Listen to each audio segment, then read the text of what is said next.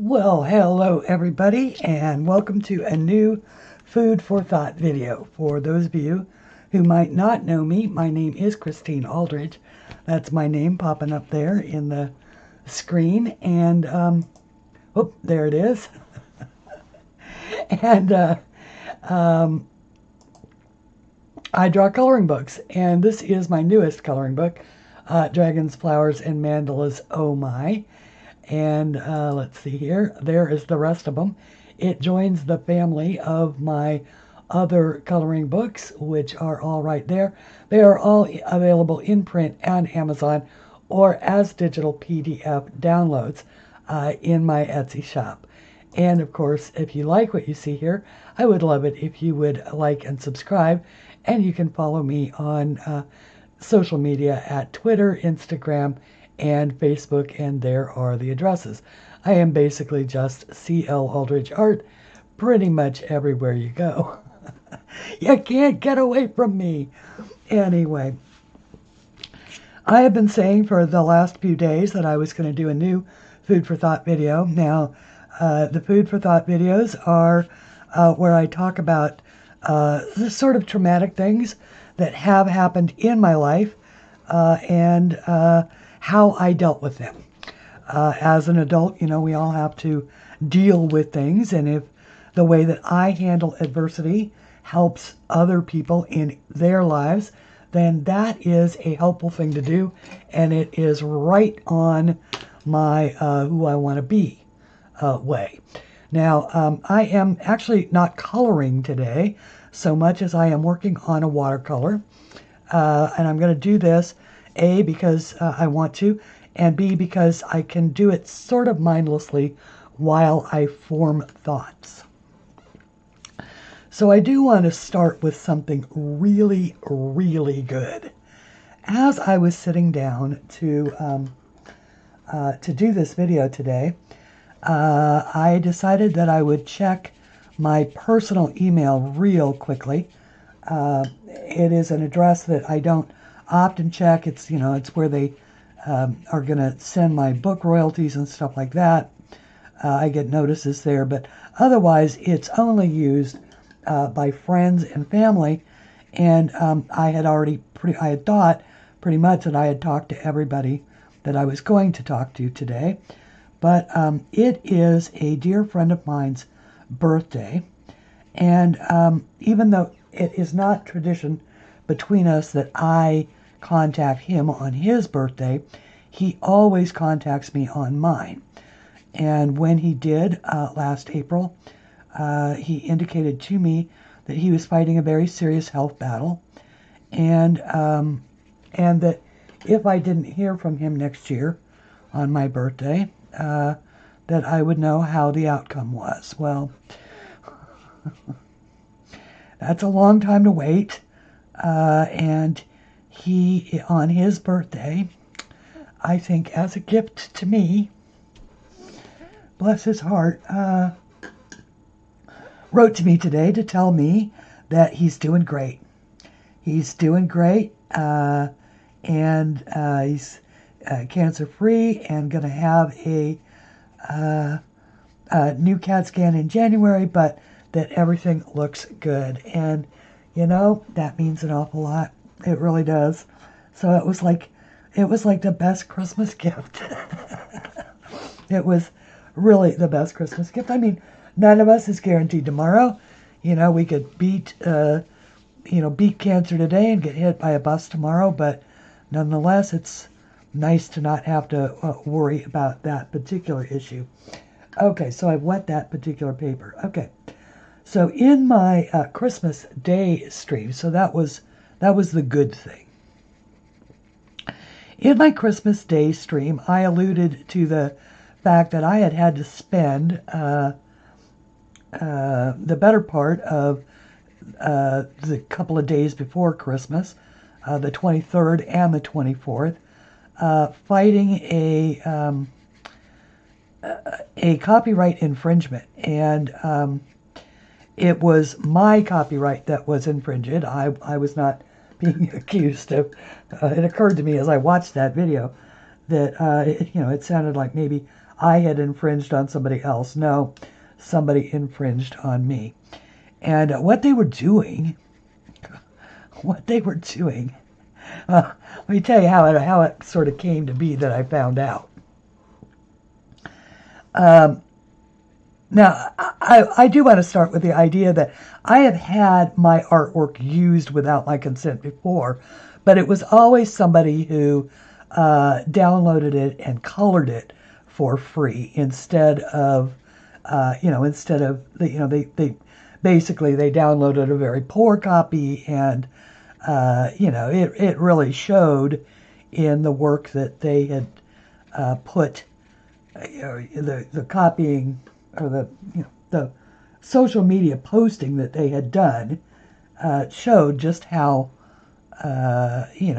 showed exactly what they had done, because the quality of the print was so bad. And but this was something entirely different. This was somebody who was actually had taken one of my images, a colored one of my images, and turned it into a counted cross-stitch pattern and was selling it.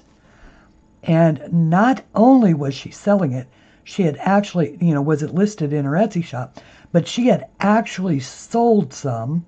And I know this because some of the reviews had pictures of the work that people had done on it. Their finished counted cross stitch of my pattern. Now, what I was not prepared for, the fix for it, for something like that, is you file what's called a Digital Media Copyright Act notice. It's called a DMCA. And I did. I filed one with Etsy, and of course by the following morning the listing was gone. But what I was not prepared for was how I would feel about it. So this shop owner, I wrote a rather stern note to her, that basically said, hey, that image belongs to me. And of course I was notified because the girl who colored it is also a cross stitcher, and she saw it in this shop when she was looking for cross stitch patterns to do. And so she wrote to me and said, Christine, did you know? And it was her coloring. I mean, it was her coloring. The colors that they were selling it in were showing it in, and giving the floss outlines for, and all of that, or the floss, requirements for, were all hers. Oh shoot, I got that a little dark. Oops. That's okay. We'll just pull that off of there and put it up there. It's watercolor. It's very forgiving.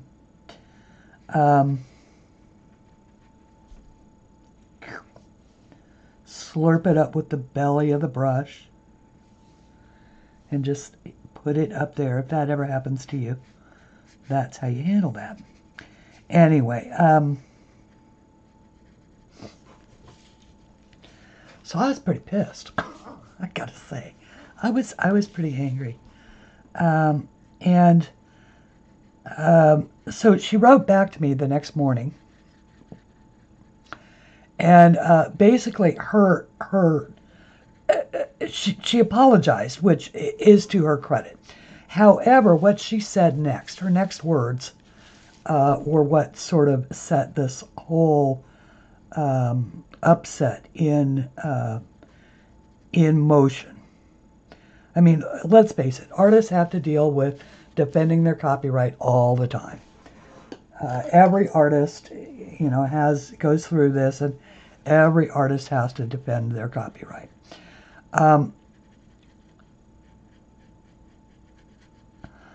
But But what she said next was, well, if it had been signed,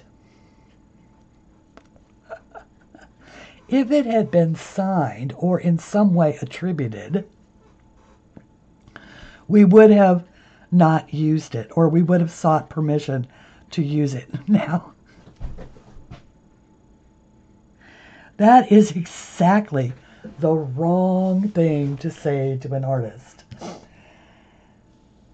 So, for people who don't know, a work does not have to be signed to be copyrighted. It is copyrighted because you drew it. It is copyrighted from the moment that you show it anywhere. It is yours. You did it. Now, if you are copying somebody's work, that's entirely different. Then you've got to attribute the person that you have copied, and there are many cases where you would not be able to offer that item for commercial sale or anything like that. Either, anything like that. It's, like when you see Dee Dee Willingham use a photograph to do a creature. She's taking that photograph from a website that is specifically designated for those kinds of purposes for artists to use. She's not just looking it up on Google. Or maybe, I don't know, maybe all of us do that. I've certainly done that. And then I found a photograph of birds, but then I changed the birds so that they are mine, and I hand drew them. I didn't draw them exactly the way they were on the photograph. Anyway, I didn't mean to get off into the weeds there. All right, so what happened is, this is the drawing that they stole. All right, so this was from my mandalas book, the best of, and this was the drawing that they had turned into a counted cross stitch pattern in the colors that my friend Eva Nordmark had colored it, and they were selling it. And then telling me that because it wasn't signed and they didn't know that they needed permission to use it.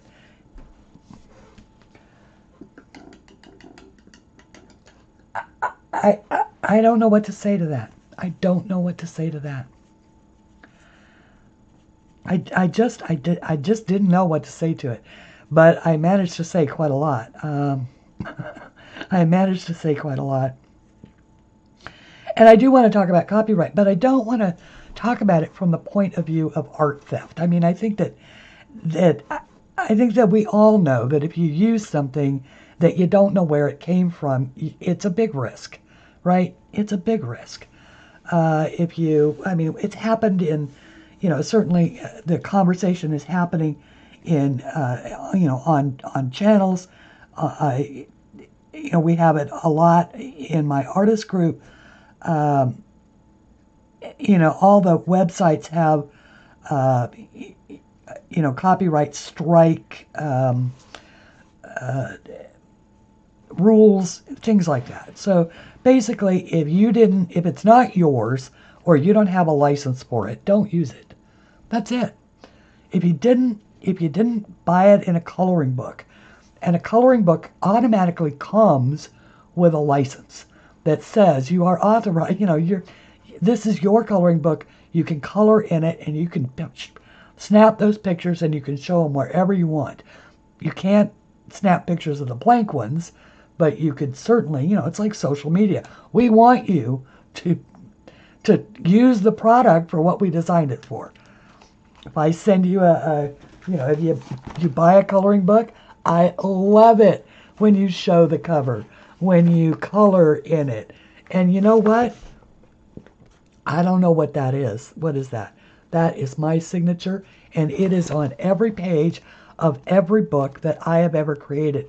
Half the people complain that I sign every page. So what do you mean it wasn't signed?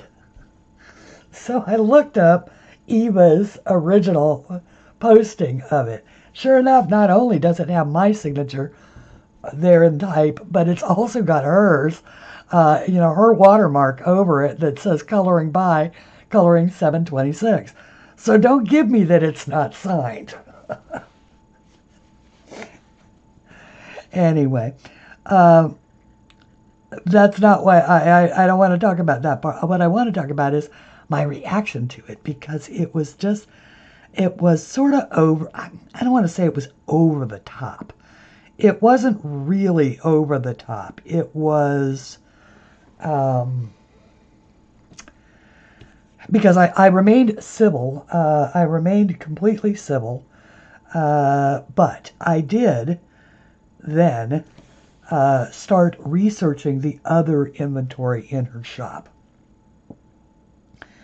And sure enough, I came across, I started using Tin Eye. And for those who don't know, Tin Eye is a reverse lookup. Although I have to say I had more luck using the Google reverse lookup for actually finding out who, whose work something actually was. And I'm going to darken up that. I'm actually going to use a little purple in there as well. Some of that red. So make this sort of a darker purple up here in the sky. And one of them was a contemporary artist by the name of Nene Thomas. And sure enough, I put an image of hers, and it came right up with her website. And even though it was the 23rd, just a couple days before Christmas, she has one of those interactive chat things on her website. And so I just hit that and, gave her the details, showed her gave her a link to the listing and said, in looking at this, the drawing was called Queen of Silk. And I said, I'm pretty sure that, you may want to check this out, unless, of course, you have actually licensed this drawing for, turning into a cross-stitch pattern. And, of course, she immediately, or her representative actually, immediately wrote back to me and said, thank you. And no, she had not licensed it for that purpose. So they were delighted to have it brought to their attention, as are artists. So that is, if you guys are out, and then if you guys are out there and, you run across work that belongs to somebody, and you have a reason to doubt that, maybe you follow their channel or you're really familiar with their work, and you feel pretty certain that they would have said something on their Facebook account or whatever if they had, started making their work available on something like cross-stitching.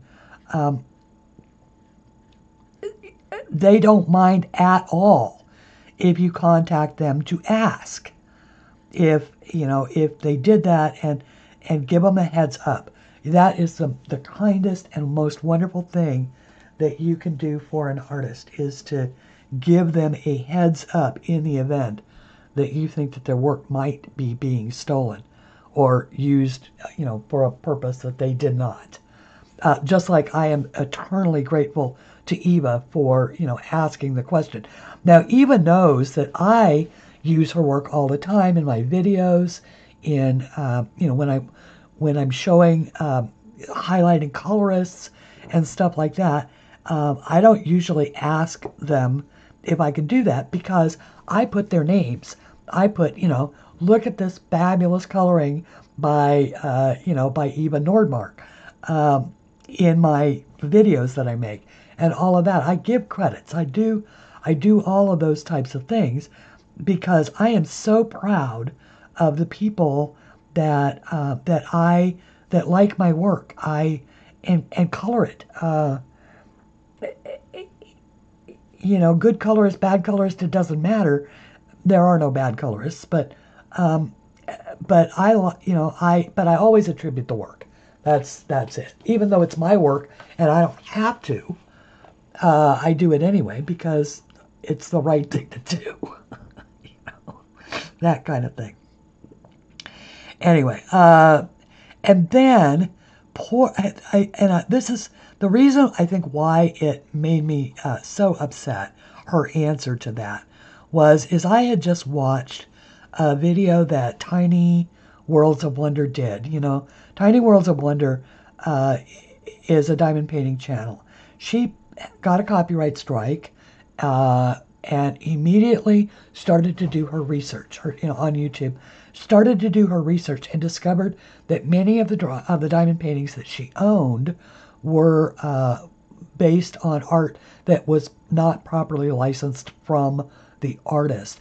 She was horrified. She took major steps to, purge her own videos. She contacted the artists and said what happened and got permissions where possible and notified them of these things, and she did every single thing right, and I applaud her absolutely. She took a lot of heat about it, from people that say, well, yeah, but we can't afford to buy the more expensive canvases. You know what? I'm not going to judge you. All I'm going to tell you is that if you buy something that is my artwork and you put it on, I am going to A, strike you with a copyright infringement, and B, I'm going to land on you with both feet with a lawsuit, or with a, maybe not a lawsuit. So there's really clear. Nobody can throw you in jail for a copyright infringement. It's a civil penalty. And even with a civil penalty, just like the FTC, you gotta, they'd have to sue us to get it. So nobody's going to come throw you in jail, and most artists aren't even going to sue you. But they are going to make sure that you have a copyright strike with whoever the platform is. And if it's like Facebook or Etsy or YouTube or all the others, 3 strikes and you're out permanently. And they actually keep your IP address on file to prevent you from opening another account. So you'd have to then replace all your own computer equipment to be able to open up another account. And who wants to do that? I mean, just ask permission. Get permission. And if the artist says no, live with it. That's... So, just to clear up one little mystery. The only way that an artwork passes into the public domain is if enough time has gone by after the artist's death.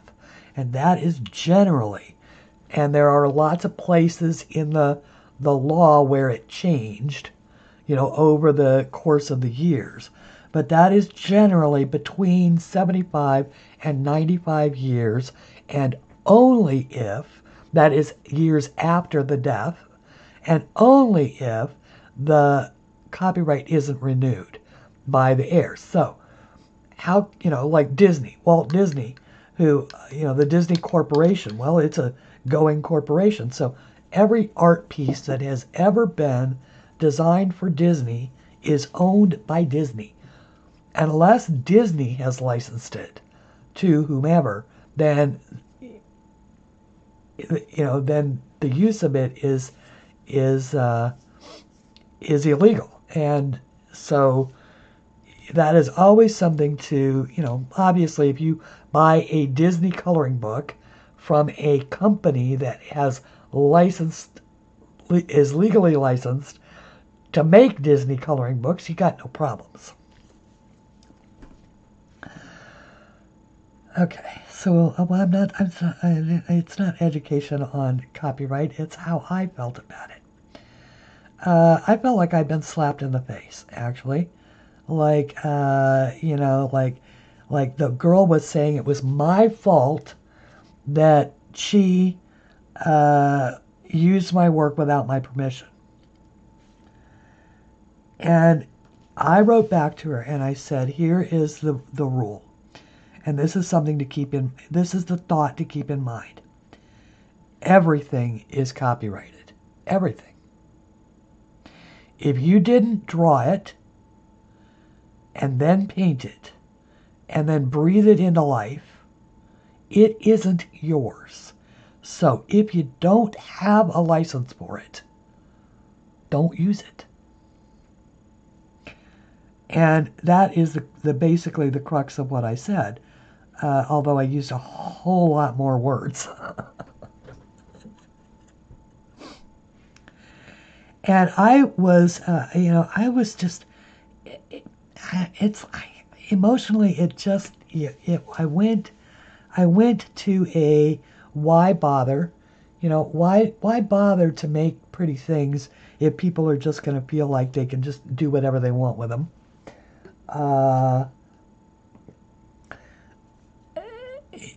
Yesterday I was in a live stream, and we got to talking about various cross stitch patterns and things like that. And I did pipe in with, please know where your where the stuff that you're buying comes from, so that I said, picture. Oh my goodness, do you know that I just actually dipped my brush in my coffee?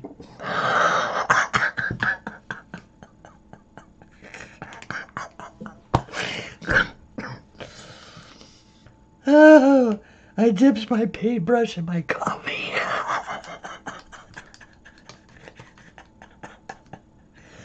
Oh my goodness gracious.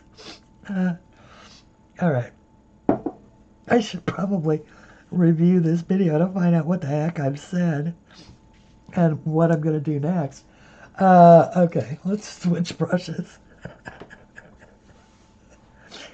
Thank goodness it was a clean brush, though. Alright. And it doesn't make the coffee taste bad at all. I was trying to go for something brown here. I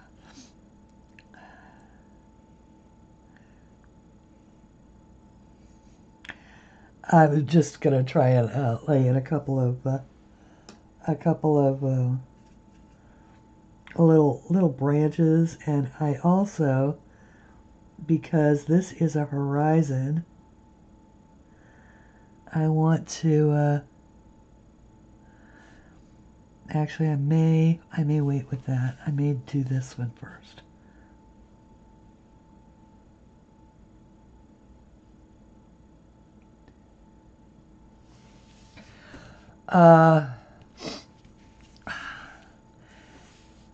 Well, it doesn't really matter. It just felt like, I don't know. It does. It feels like, well, why anyway. So I posted in my artist group about it. And I literally posted the entire conversation. I mean, I screenshotted my Etsy conversations, both the letter that I sent originally, her response, and then my ultimate response back. And I started to get responses, and a couple of them really, really struck me. Jane Madej, who, of course, most of us know her work, has to fight this on a daily basis. Now, this was the first time that somebody had tried to actually make a product to sell something with using my work. But Ruth Sanderson rang in. She has it all the time. There are constantly people that are using her work as well. And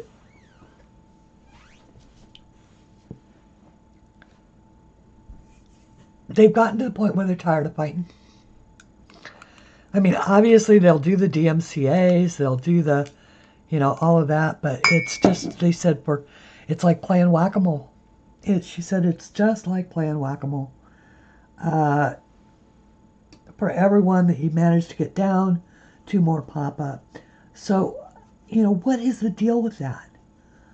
Why do people think that it's okay? Do they really not understand the nature of copyright? Um, is it that big of a mystery that if it doesn't belong with to you, don't take it? It's the equivalent of porch piracy and shoplifting and uh, is that really such a difficult concept to understand in art? I'm asking the question legitimately. Is that? I mean, what is it about art and pictures, specifically digital pictures, that makes people not even ask the moral question of should I should I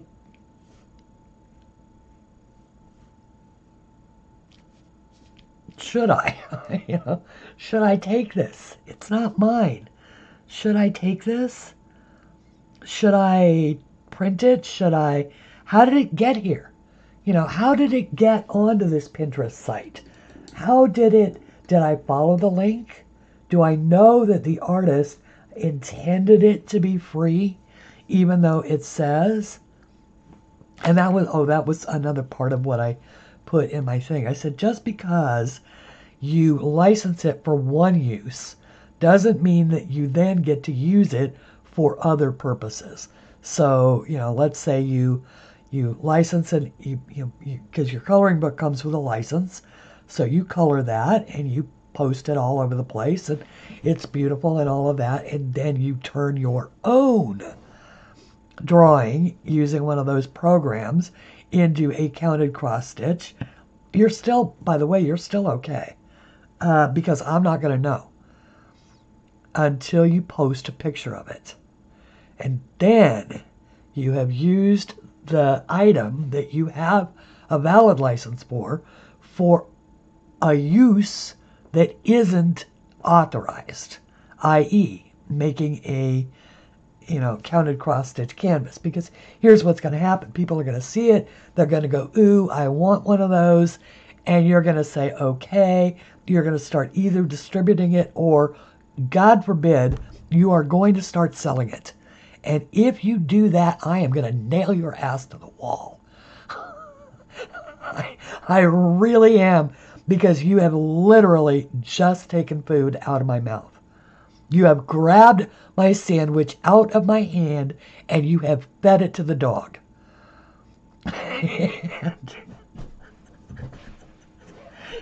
And if you don't think as an artist that I'm coming after you, you are crazy. I may end up having to cut that part out. I don't know.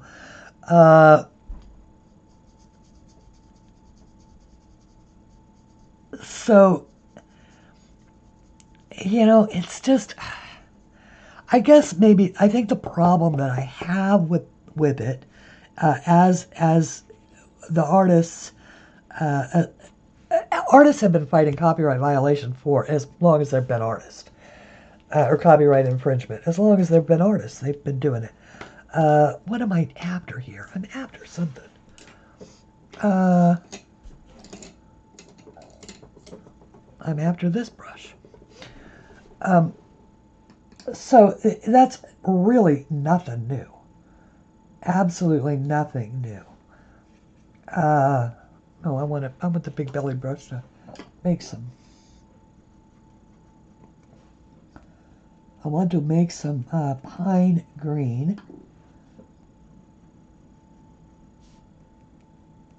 Oh, that's a little on the blue side. Let's go for some yellowy green.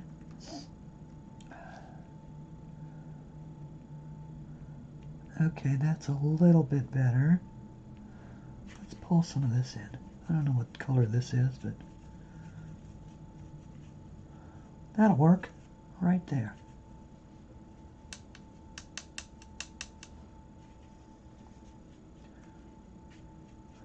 I love the freedom of watercolors.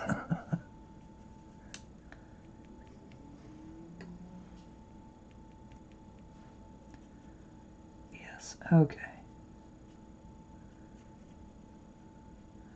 Either one of those will do.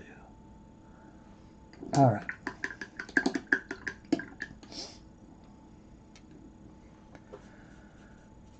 So anyway, I guess talking about it has sort of helped a little bit because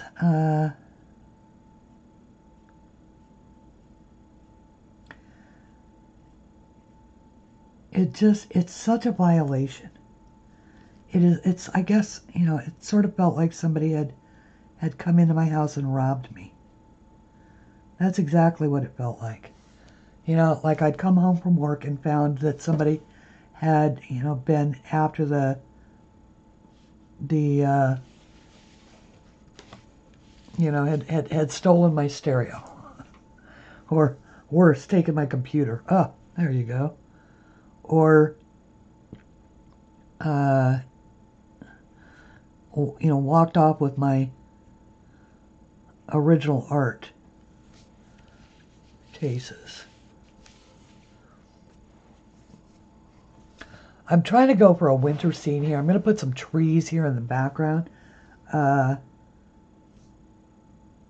I'm doing it very badly. This is my first one. I've never done one before, so. I mean, other than the Christmas cards. But I'm sort of inventing this one out of my head as I'm trying to think.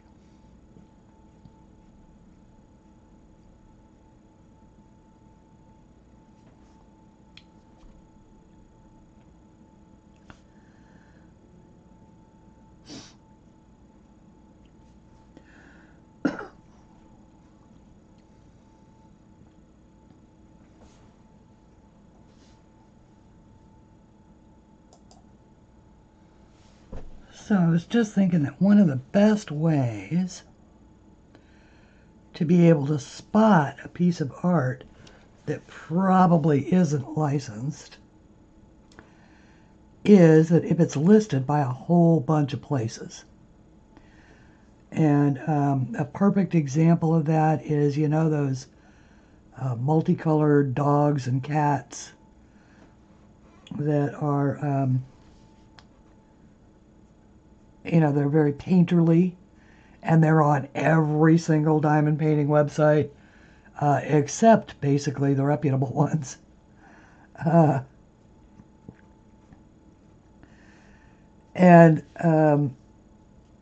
But most of those were licensed for by the artist to a place like Shutterstock, and you can use them on a commercial website, but that doesn't mean that you could use them to create an entirely new product and sell that, unless you bought that kind of license. But most people use this is one of the reasons why Shutterstock got rid of the free, you used to be able to get like 5 free drawings a month or something like that. Now you have to pay for a minimum license, but even that is, it's a minimum license. So, okay, so there's a first layer of pine needles. And I paused the video so a little time has gone by. But so that's one way of doing it, because an artist isn't going to license the same piece of art for the same purpose to more than one manufacturer. So, and here's the other thing. If you are a manufacturer, or you want to be, or you're a shop owner and you want to convert art to diamond paintings or to cross stitch or something like that, there are artists crying and dying to create art for you, original art for you, that is totally yours, that is totally unique and totally, to set your company apart, so that you're not one of those that has the same thing that everybody else has.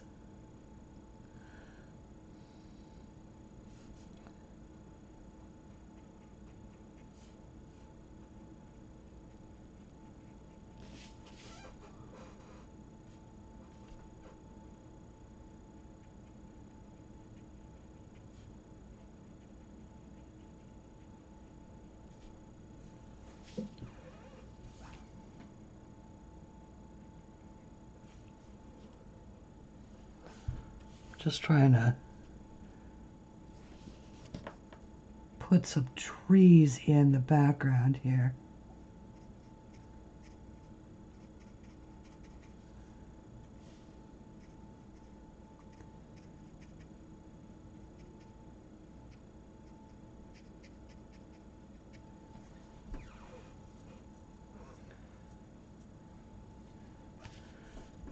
In the distance, I think I may have. I don't think I have enough.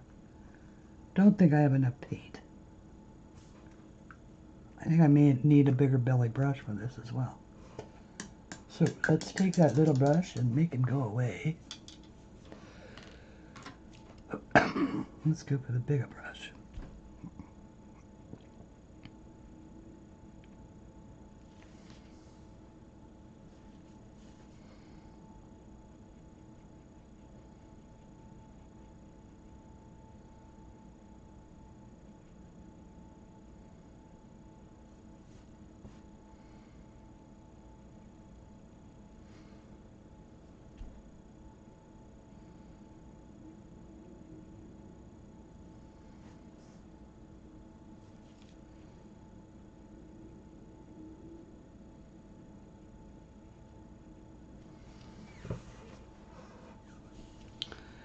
Yeah, I'm afraid I'm not very good at this. That's okay. The worst thing that can happen is we don't like it.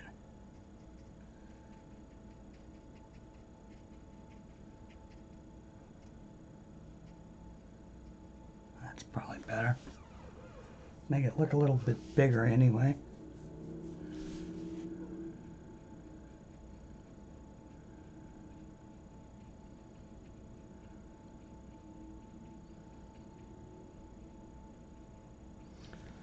A whole forest of trees back here behind these guys.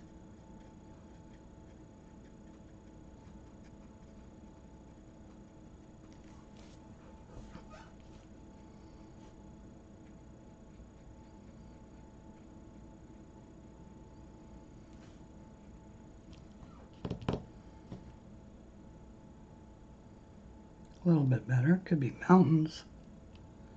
Could be Rocky Mountains in the background.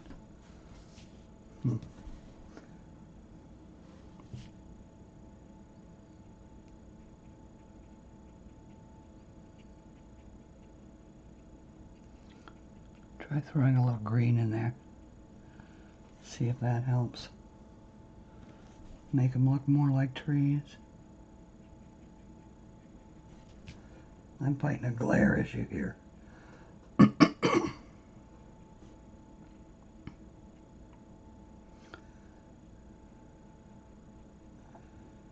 Alright.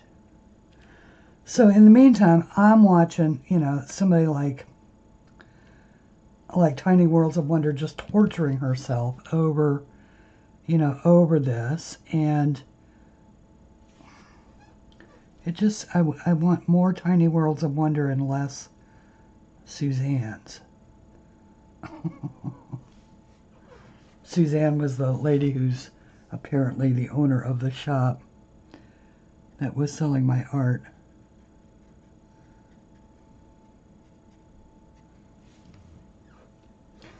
Yeah, that's better. Now, see, that looks a little more like trees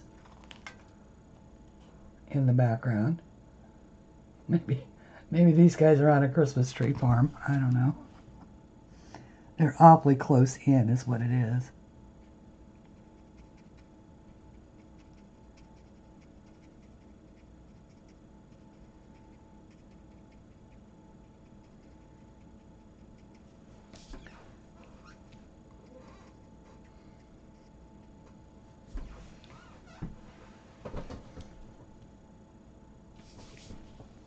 All right.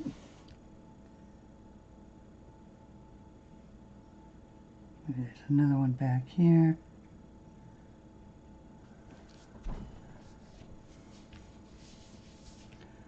Yeah, that's okay.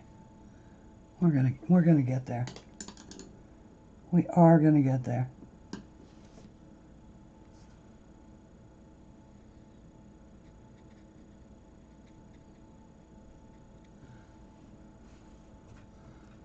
definitely do not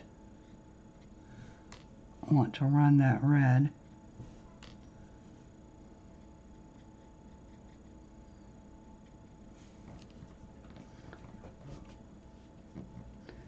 Yeah, okay, all right.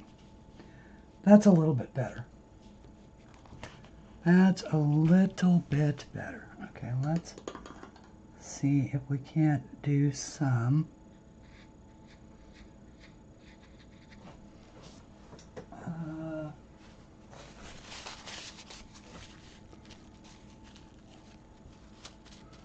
Not exactly clouds, but at least some maybe.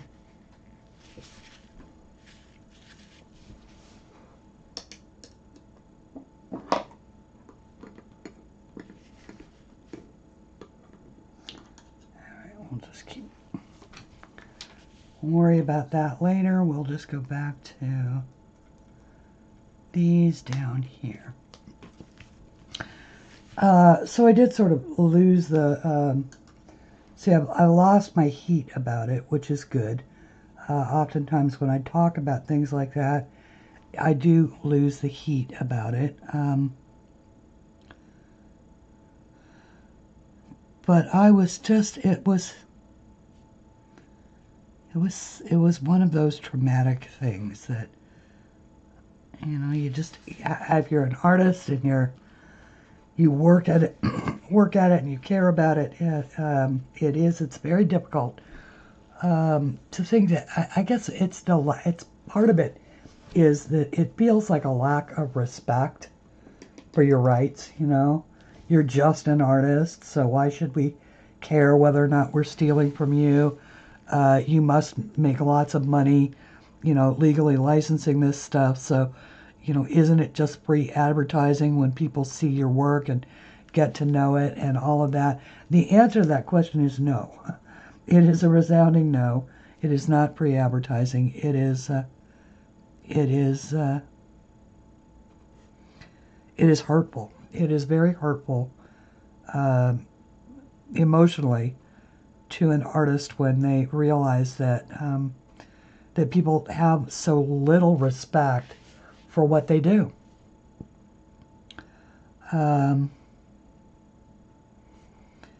know, or you know, but I really liked it. I had made a comment because Jessica over at Little Worlds of Wonder was worried that she might need to, I mean, this is a woman who has now spent her own money and gone out and consulted a copyright attorney to make sure that she doesn't get, you know, that she doesn't do anything that would cause her to lose her YouTube channel.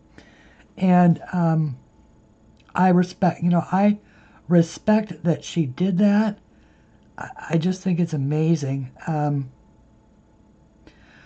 But she was also concerned that using artwork, or that, you know, filming and showing artwork on her channel without the artist's consent might also be, you know, a possible copyright violation. And that is generally, if the work was licensed for creation of a diamond painting pattern or a cross stitch pattern or something like that, and a cross stitch channel features it, that is essentially free advertising, especially if Jessica went out and bought, you know, the image that she's showing.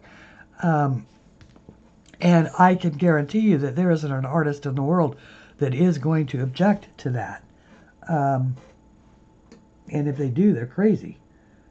Because you want your work to be seen, right? That's the whole point of drawing. Is you want it to be seen.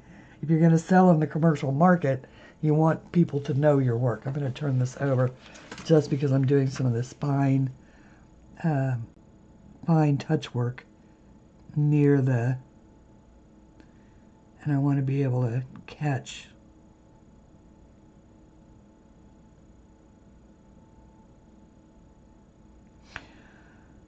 But yeah, I juxtapose somebody like Jessica, who is so concerned about artist rights, with somebody like Suzanne, who's just not. And I just don't get it, guys.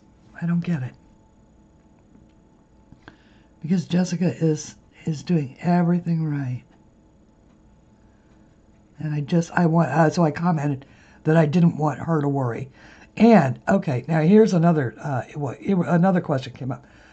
Somebody had commented on my comment that said, wanted to ask a question, that said, if I find an artist whose work I like, and, I ask them if it's okay for me to have my coloring work or whatever turned into a diamond painting. And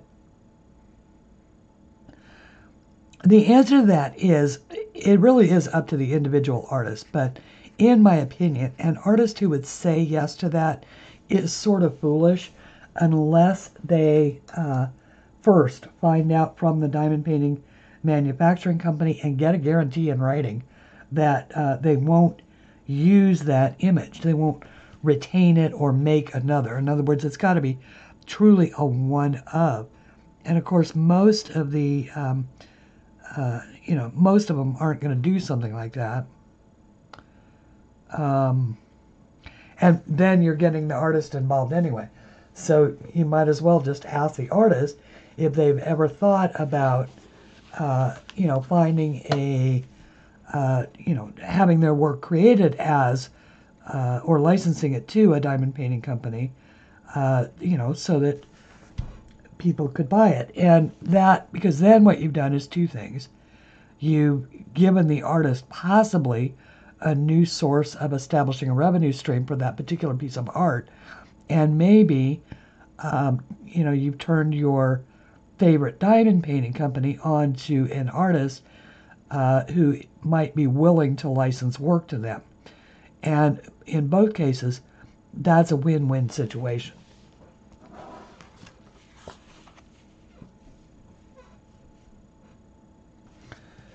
All right.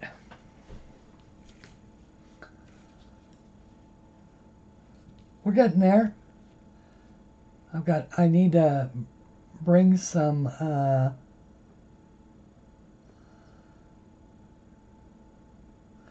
those actually look like trees in the background, don't they? Kind of, the way that goes. Looks like a little foresty mountain or something like that. All right, I'm going to go with that. I like it.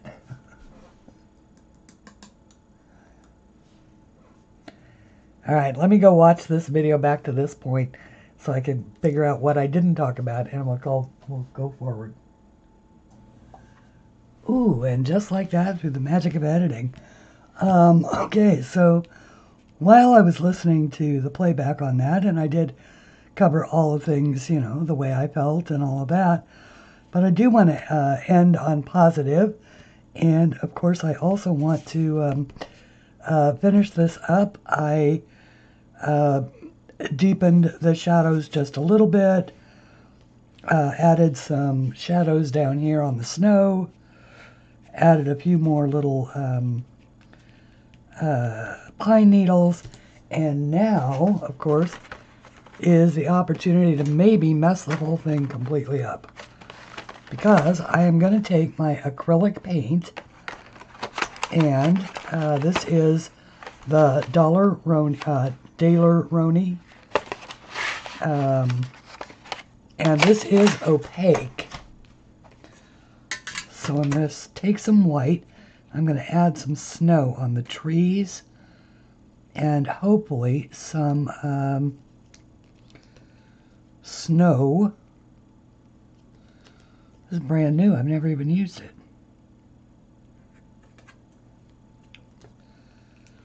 So I'm going to take just a little bit of it. Now I am going to use a very narrow brush, and I'm going to make it wet. Okay. And water it down just a little bit to see how it acts.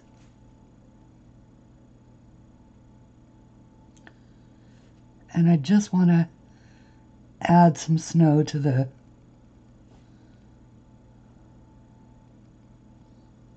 tree.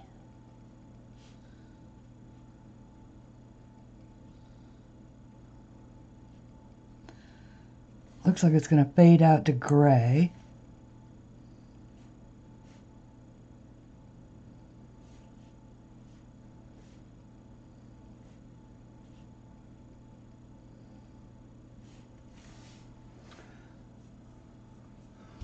But even at that, it adds a little bit of definition. Okay, so let's talk about all the things that you can do with something that you have made. So let's say you buy a diamond painting kit. You know, it's a licensed one. And you work it up. Can you sell the original after you've worked it up? Yes, you can. Under fair use, you could frame that baby and put it in an Etsy shop and sell it as a finished diamond painting. And you would be well within your rights to do so. Let's say it was a copy, let's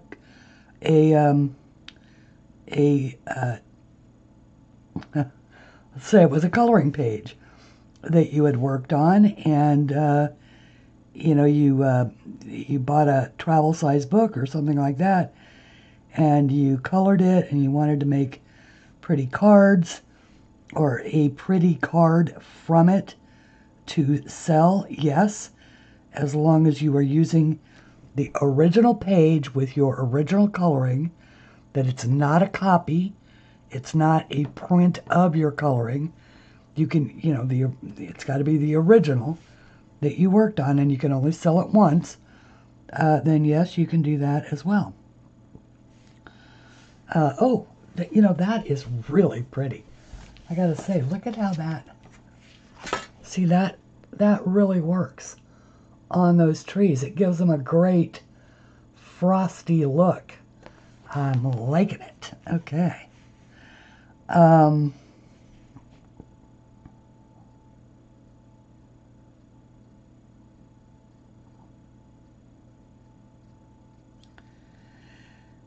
And so the same thing is true if you colored something or you got a paint by numbers kit or whatever, and you used it to make something else. So let's say, like, I'll use it for instance, one of the ladies in my group colored a really pretty version of one of my drawings, and she used that coloring and cut it up and made it, collaged it to a tray, and she made a really cool breakfast tray for her mom, and you can definitely do that. That is all allowed uses. You know, so as long as it's not copying, as long as you're not doing it on copies of something that you made. So for instance, if you bought a PDF book, you would be able to print off one copy, and one copy only, and color it and sell that one. But you couldn't sell more than one, even though you have the right to print it off as many times as you want. You're printing it off for your personal use.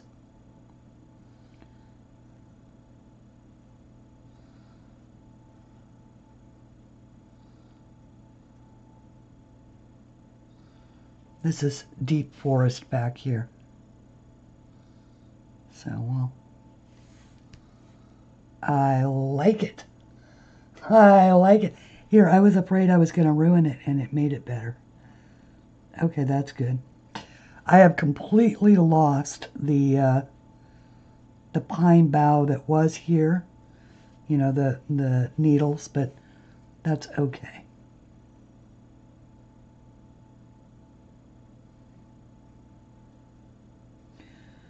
I don't want to do too much. I Don't want to gild that lily.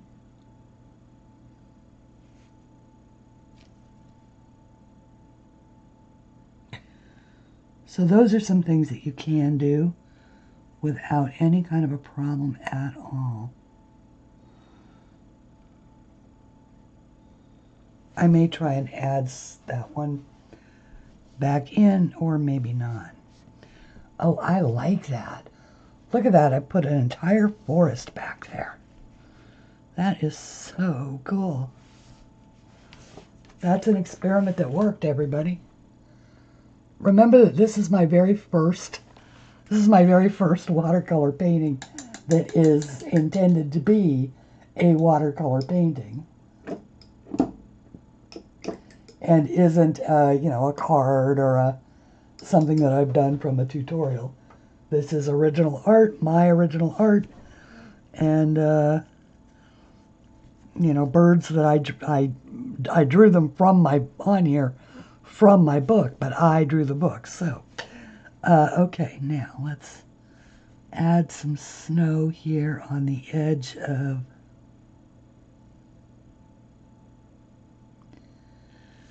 this branch.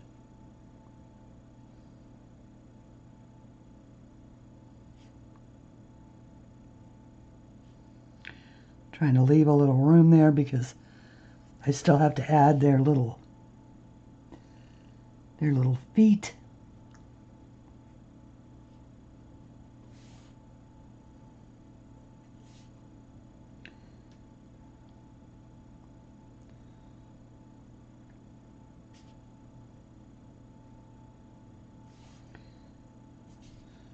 I don't want there to be too much. Just sort of a hint of snow on this branch. Oh, I love it when a plan comes together. Okay. Let's add some snowflakes. Actually, I need one of those nifty cool brushes that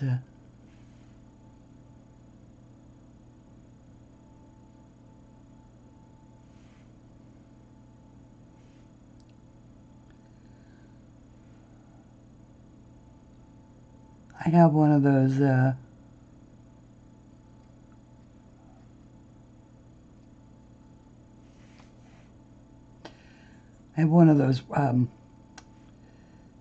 it was actually an old I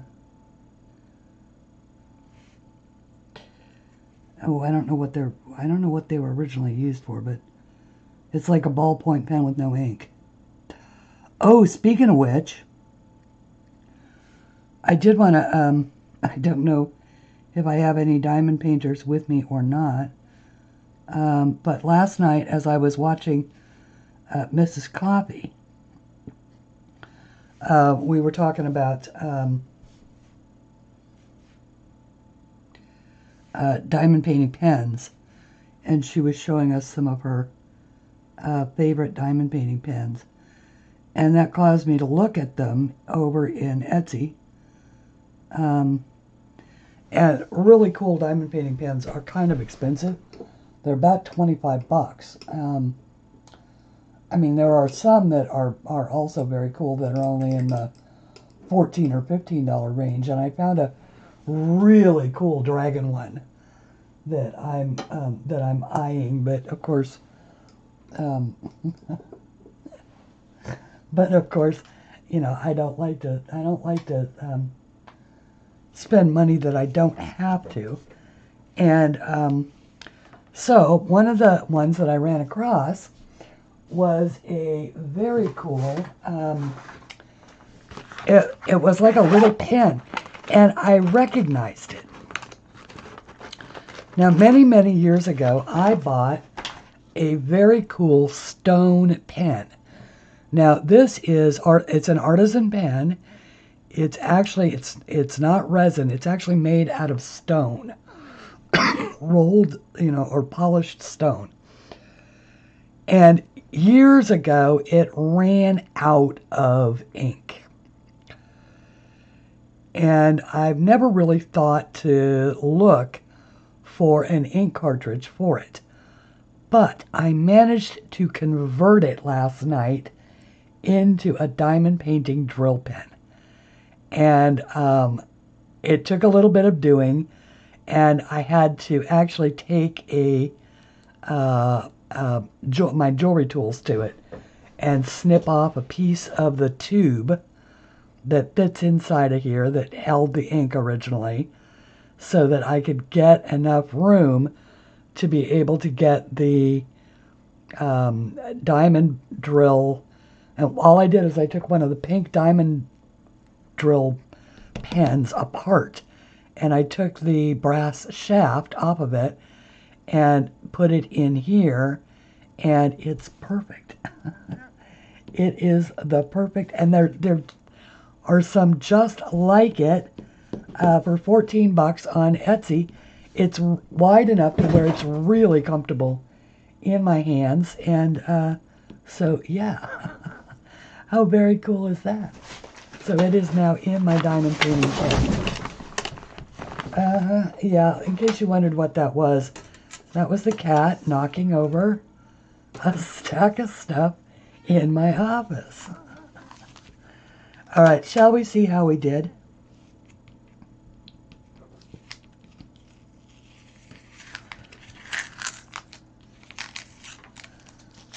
Let's see how I did for my very, very first official, not official, but because I don't think I could sell it, but I might give it away.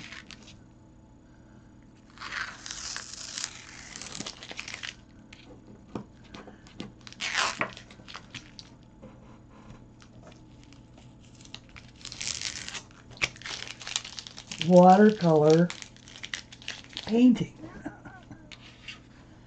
Ta-da!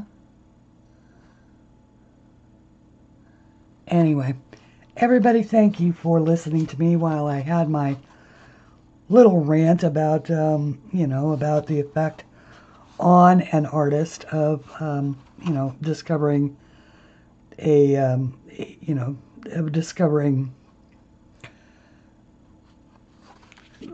betrayal is the word that comes to mind. I need to add a little bit more here. Although, it did turn gray, which isn't a bad thing. And so definitely,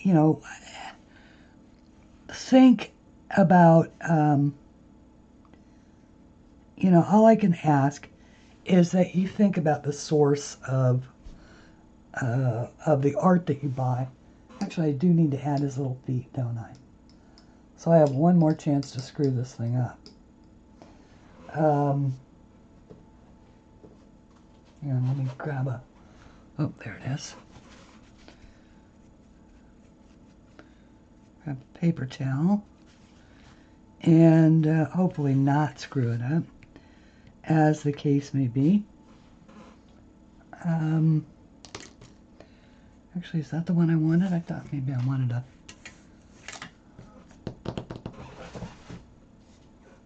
Wait a second, I thought I had a smaller brush, but apparently I do not. I'm going to grab a detail brush, and we're going to go with the black with a little brown. Make some nice dark feet. Let me see how a bird's feet go.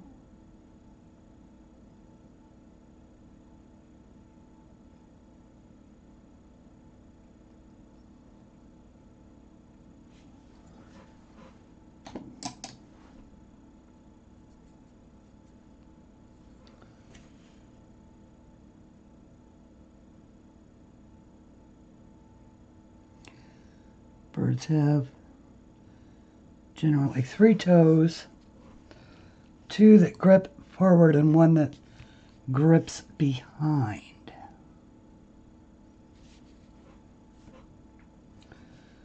So her, she's going to have one that comes across like that.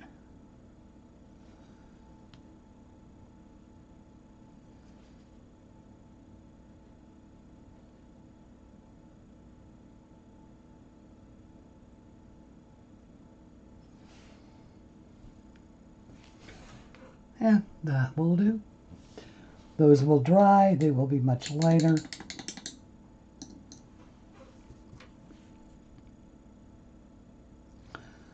if I get a little of that off of there. Got a brush. In the meantime, I was overwatching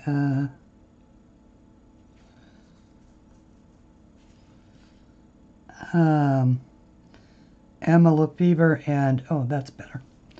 Emma Lefevre and Ellen Crimmy Trent again today, two watercolorists who do simple floral designs. I think I like this avenue for my art as well as, of course, coloring books. I'm really sort of, I like the watercolor. So, okay, and just one more thing.